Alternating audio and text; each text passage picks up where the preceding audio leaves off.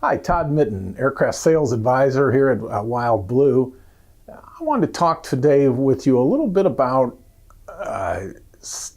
what your aircraft has and what's new and how does that add value to your aircraft. You know, we get calls regularly from clients, prospective clients, and they're telling us about their aircraft, describing it, and they talk about, well, I just recently replaced the battery, or I just recently put new tires on it, or I spent a little extra money on the last annual to fix the air conditioner and so on.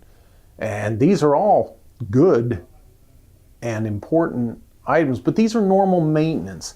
So as an aircraft seller, whether you call us at Wild Blue or whether you sell the aircraft yourself or go through another broker, these are items on an airplane that don't add value. They help in the sale of an aircraft.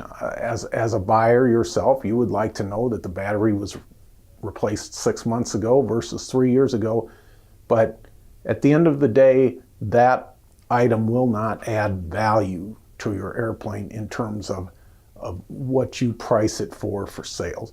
If you have questions along these lines or any other questions that we can help you with, please give us a call at Wild Blue 888-773-4249, and we'll happily talk to you about this topic or any other aviation topic. Thank you.